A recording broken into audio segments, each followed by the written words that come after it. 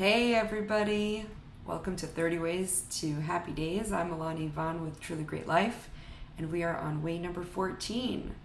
Way number 14 is the character strength of forgiveness. This is a big one. If you have not listened to ways number 1 and 2, I recommend that you check them out. They are kind of foundational to all of the ways, but let's jump in. So forgiveness. I'm sure if you've been alive on this planet for more than a few minutes, a few years, you've lived long enough, you have strong opinions or reactions to that word, forgiveness. All right, so before we jump in, why don't you think for a second about what it means to you, what comes up for you when you hear that this is actually a way to a happier day, that this is a strength, that this is maybe a muscle that you have that you use a lot, or maybe it's a muscle that you don't use that often at all and don't even think you've got and one iota of forgiveness in you. Well, one of the things about these ways that we're talking about is everybody has them. Everybody has them, and the question becomes, what do you do when you know that this is something that's part of your human makeup? And then it's a question of how you use it or when you use it, if you choose to use it or learn about it.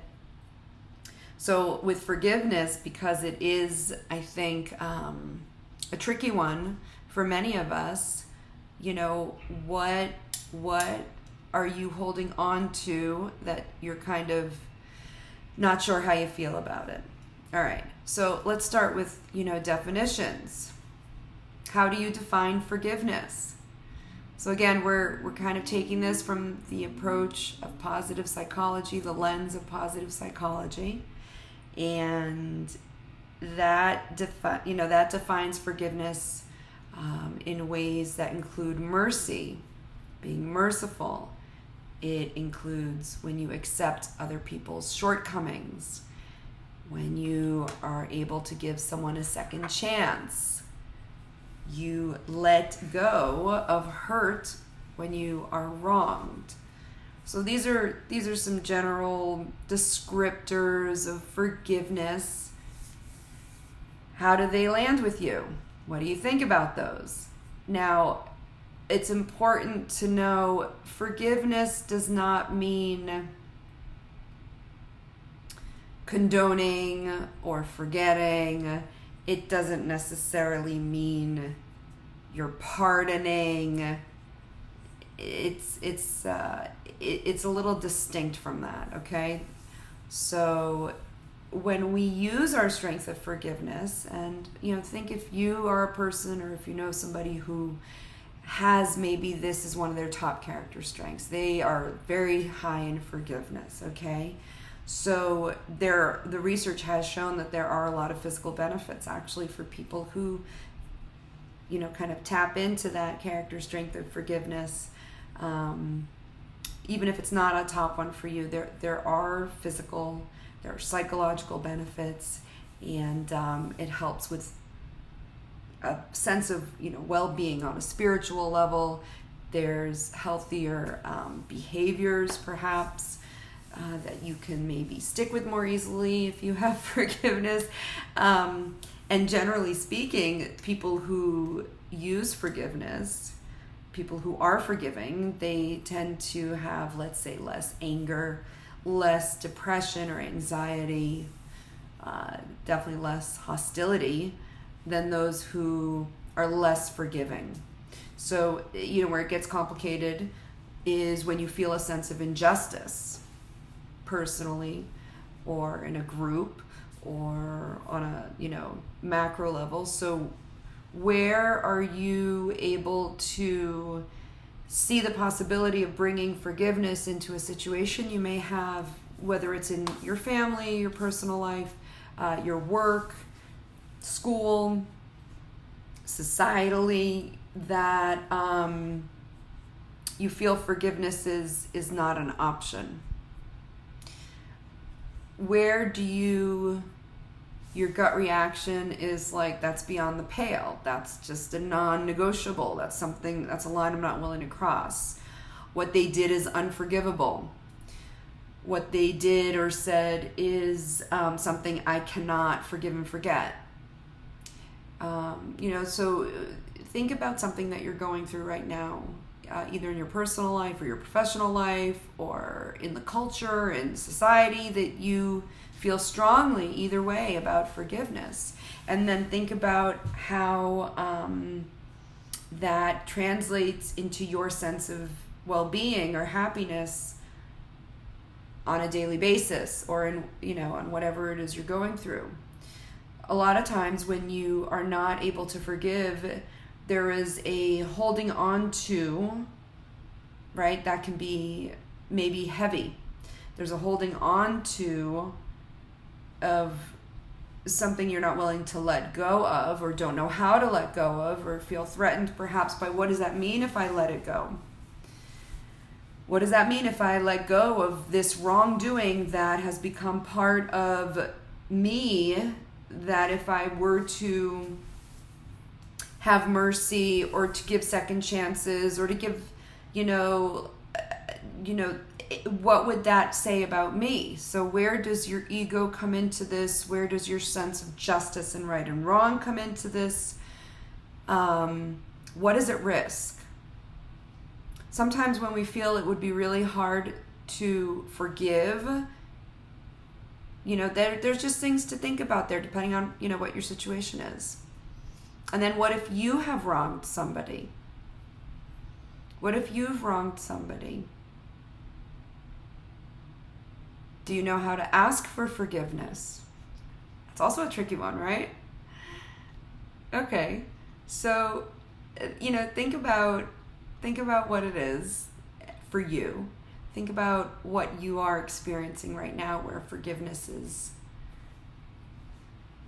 a strength you're not sure how to bring in. Either because maybe oh man, if this was done to me, I would want that person to ask for forgiveness, but it's too threatening, or I'm not comfortable. To ask for forgiveness can be very uncomfortable. When you ask for forgiveness, you are acknowledging a wrongdoing. So, one thing that I think can help is, depending obviously on the transgression, let's say, can you separate the behavior from the person? Can you separate the action from the value of the human being? And is that something that within yourself, let's say if you've done a wrongdoing, you can approach then the need to ask for forgiveness, or you've made a decision you are going to ask for forgiveness, to recognize that it's not necessarily indicative of you as a flawed human being. We're all flawed, we're all imperfect, but the question is, can you see that asking for forgiveness and acknowledging a wrong doesn't necessarily make you an unworthy human being? It doesn't necessarily mean you are a terrible human being. It doesn't mean like I don't deserve XYZ. So this would bring in, this concept of self-forgiveness. Again, with all of these ways, it's about how we're interacting with other people, right? How we are going through our day, different situations, but can you also bring it towards yourself? So where is there room in your life? What is going on in your life personally with your own self-awareness, with your own struggles that are getting in the way of you having a happy day, to make it really simplified, where you could maybe use that muscle, that character strength of forgiveness in a self-compassionate way? Where can you give yourself the space and the grace and the recognition that you're not 100% perfect? You're not going to get it right all the time, and you will make mistakes, and that's okay. The question is, what do we do when we've made them, especially if it's hurt another person? Okay? So 3 steps to kind of think about, how can I apologize whether you're talking to a kid or a student or thinking about it for yourself or whatever, start with the feelings, right? What were you thinking or feeling or experiencing when you did the thing that you now feel you need to apologize for, to ask for forgiveness? So you can start by thinking about where your head was at or where your heart was at, right? Like what was going on with you when you did what you feel you now need to ask forgiveness from, okay? And the thing with the feelings is, again, we want to feel our feelings. Question is, what do we do with them? Feelings are not necessarily, like, you are not your feelings, just like you are not necessarily your thoughts. You can decide what to do about them. Okay? We are much greater than the things that we feel or we think. The question is, what do you do with them? So let's say you were having this feeling and you acted on it in a way that was hurtful to someone else. Okay, so think about what it was you were feeling and then say, how did the person on the receiving end likely feel about that? How did my doing X make that person feel? Okay, so again, we're trying to start with where we are and acknowledge that, and then you can step into maybe the other person's shoes, just as an exercise so that you get comfortable with this idea of forgiveness when you need to ask for it, to know it's not the end of the world to ask for forgiveness, even if it might feel like it's the end of your world that you've constructed or, live in for protection reasons or whatever it is. So, how does that other person feel?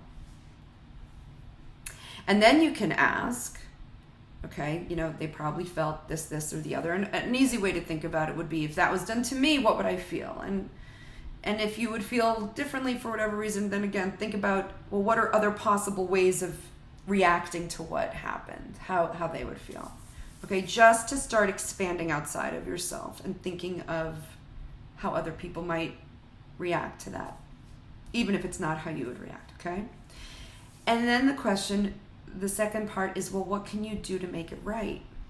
This isn't about, oh my God, like self-flagellation, I'm a terrible person, the guilt and the shame and the okay, you may feel some of that, but at some point, if you put your energy and your thought into, okay, how can I make this right? And maybe you can't make it right with that person for whatever reason. Maybe they are no longer here. Maybe they will not take your calls no matter what. You can at least take it as information and make a decision about how you're going to do something different when you move forward into the future, if you come up with, a situation that may provoke that again. So it's a worthwhile second step, right? First is like, what was I feeling? How did that probably make the other person feel? Or if how did that person feel? And then the second thing is, what can I do to make it right? So you can start, with your verbal apology or your written apology, right? You can apologize, but you can then also think about the action beyond the apology, whether it's with that person or that situation, or you're simply learning from the experience and you are going to move forward into a different approach next time, or you're going to do something differently moving forward. Okay, again, that's putting the ball back in your court. We may not have the ability to change the past, not yet, no time machines that I'm aware of. If you have one, let me know. But we have free choice leading up to the moment. And then once the action or the words are out, the question is, what do you do with what you've put out there? Okay? So we can learn from what the impact has been and change because of that free choice moving forward. But this requires some thought, so some forethought, some self-reflection, right? And some self-forgiveness because we're only human, okay? And we are gonna keep growing, God willing, till the end of time, till the end of our days, whenever that is. So can we bring in these other ways that we've talked about for happy days and bring that self-forgiveness in? Okay. So, how can you make it right? And then you can kind of go a little further with that and say, if you had to redo it, I know there's no time machine, but if you could go back in time, right? If you could go back, if you could redo it, what would you do differently? And there's research out there about the benefit of kind of, those mind movies, playing it out, seeing it, smelling it, feeling it, making it real for you. Like, oh, okay, well, I would have liked to responded in this way. Play it out. This is what we have imaginations for. This is what we get to, be creative about. Like, play it out. Make it a little more real, a little more visceral. If it helps, write it out. If it helps, put a reminder where you're going to see it. If this is something that, usually really ticks me off and I tend to do this, then I'm going to do X instead. And maybe it's as simple as like, I'm going to bite my tongue, and count to 10. What are the things we learned as kids? Like, count to 10 before you explode, whatever it is. Okay, so figure out what will help you, how you would have rather responded. Because when we ask for forgiveness, okay, we get to inch closer, we get to shift closer to being our best selves. Okay, and that's part of what all these character strengths in these ways are helping us do, is being our ideal self. Not ideal in the sense of like, I have no flaws and I'm perfect. That's not what we're talking about. We're talking about being your best self when you're doing your work, when you're interacting with a person, when you're doing whatever it is that you want for your great life, okay? So those are some things that you can do. And it's important to recognize that we are going to feel things and think things that maybe are not going to be helpful for the sake of smooth interactions with other people. And this is where that gap, mind the gap between what you're, that stimulus and response, right? Viktor Frankl, if you're familiar. Take a pause. And then, think about how would I like to be if I was to be my best self in this situation? What kind of end result am I looking for? And go forward with that. All right. So forgiveness is a big thing, and it's an important way.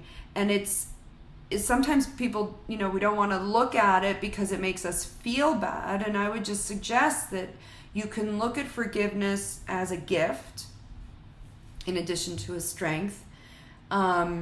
Think about a time, and hopefully you have at least one, where someone asked for your forgiveness. Think of a time when someone came with a genuine apology, whether it was a big offense or a small offense, whatever it is in your situation. How did you feel to be on the receiving end of that apology? So there's, this dynamic of being on the receiving end. Are you going to hold a grudge, or are you going to give over what this person who's in some level of pain is seeking? Now, you can argue, well, I don't know how genuine the apology was, and they didn't really understand what they did wrong, and it's possible, right? It's possible it's lip service. If you have kids, or you work with kids, how often, say sorry, how much of it is a real apology? Okay, so this is where, when we take a second to really think about it, we can make it a more meaningful apology. So that's why saying sorry is never really, on the one hand, you can say it's not really enough because you want to know and have it communicated that the person really understands why they should apologize, why they, where they maybe hurt you or went wrong in a way that they now are apologizing. But on the other hand,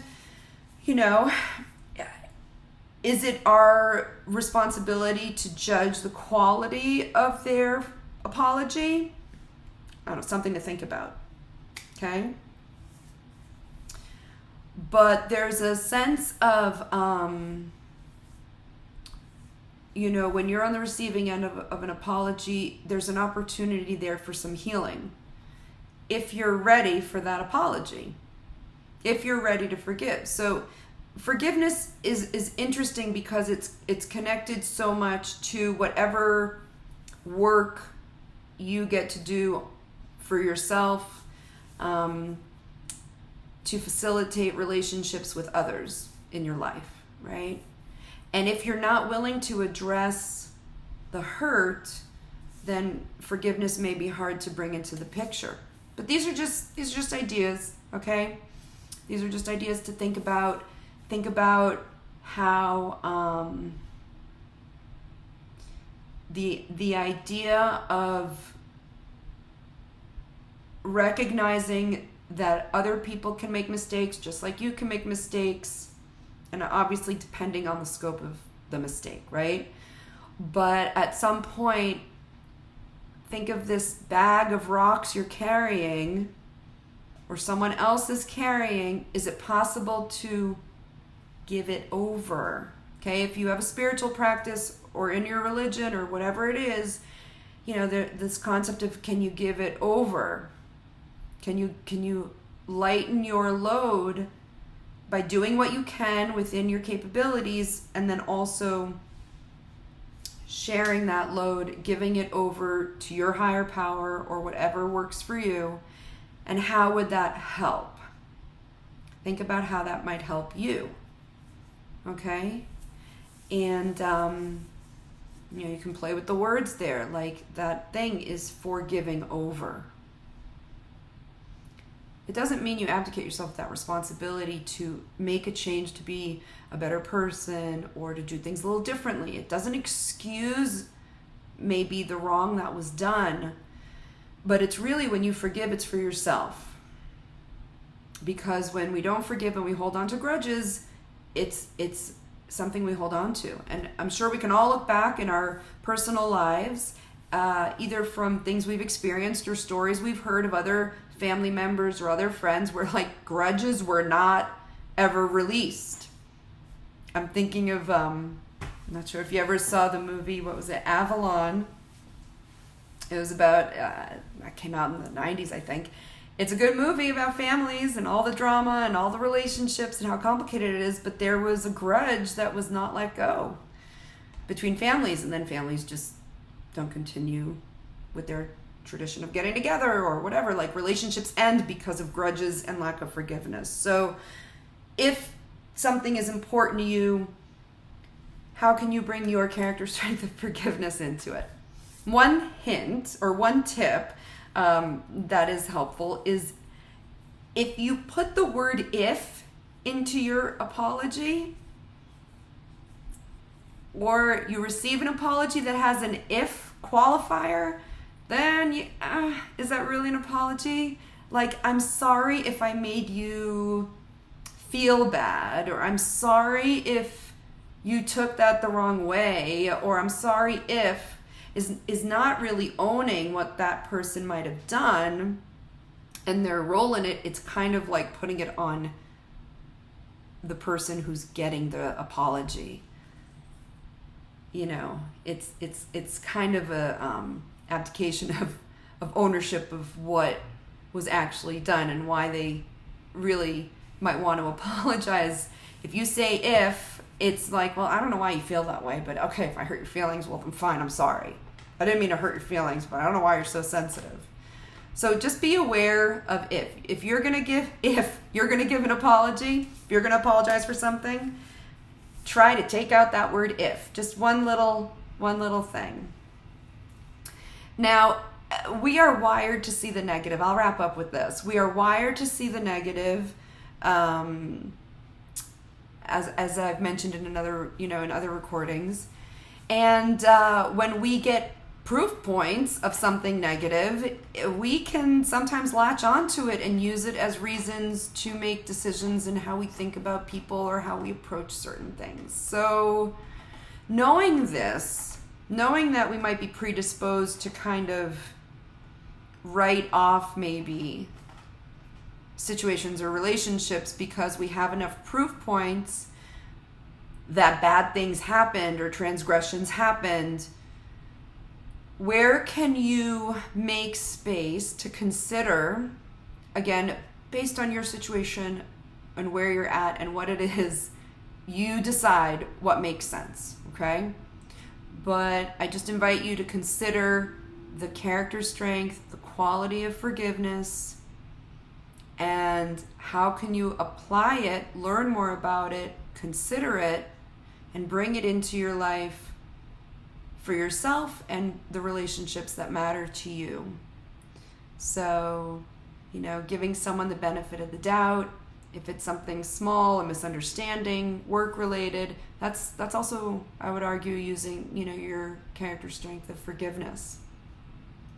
So forgive me for being a little long-winded here. I hope this was helpful. And thanks again for joining me. And we will talk about way number 15 next time. Have an awesome day.